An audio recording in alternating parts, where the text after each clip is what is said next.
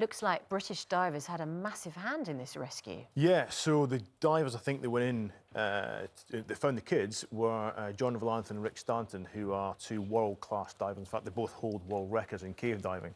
Very familiar with this cave system, were they? No, I don't think so. I don't think so at all. The guys who have gone into the flooded section, probably completely blind. Normally in these sort of conditions, the water's so muddy you can't actually see anything. Even with the torch and a mask on, you still can't see anything. None of these boys, extraordinarily, can swim.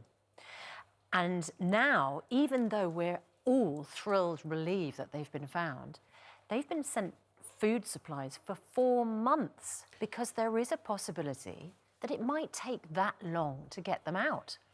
Yeah, so normally caves that flood quickly, which this one did, can empty quite quickly as well. But because this is monsoon season, the rains might keep falling. So as the cave is emptying, it's also refilling.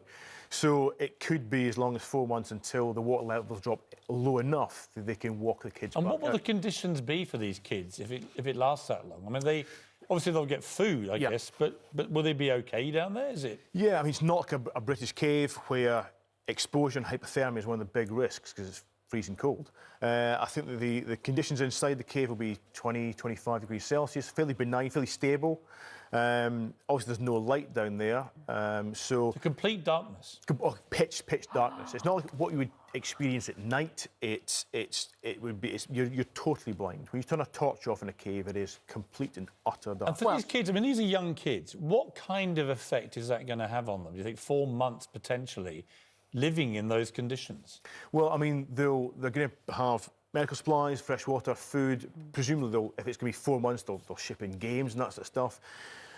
They'll also have to think about lights, and even to the extent, I would think, UV lights, like they do in parts of northern Scandinavia in the wintertime for the school kids, because after 4 months... To give them some sort of simulation of natural light. Sunlight, to get vitamin D, being produced, so... These British divers who've done this, it seems pretty heroic that they've managed to find these kids. From a diving perspective, how challenging was this operation, do you think?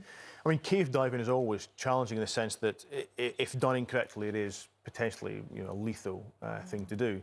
But, cave divers aren't adrenaline junkies and they aren't lunatics. They're very considered, cautious people. And, no one goes cave diving with their fingers crossed. And Rick and John are two of the best in the world. Do you know them?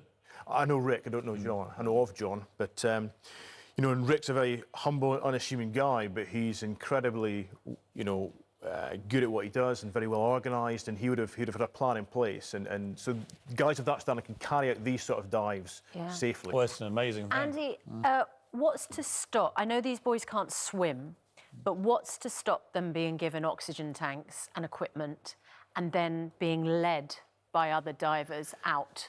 Nothing. You don't need to be able to swim to get out, because all you need is sink and then crawl on the bottom. Yeah.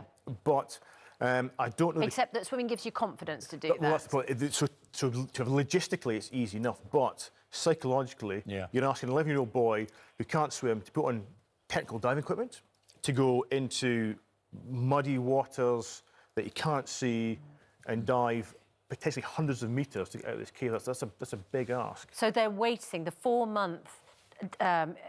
time frame is waiting for the water to go down once we get out of monsoon season, is that? Yeah, I mean, and that's worst case scenario. Potentially the waters could drain in the next 40 hours. Right. Well, let's keep our fingers crossed. The reason they're teaching them to dive is because if the water levels increase, then their only option then is to dive the kids out. Well, amazing story. And these two Britons, Rick Stanton, John Valanthan, what a job they've done. Yes. Congratulations to them, because I imagine their families also must have been fairly tremulous when they heard what was going on over there. So, great operation. Let's hope they get them all out OK. Yeah. Thank you very much indeed. Makes you feel claustrophobic, though, doesn't it? I couldn't go anywhere near it.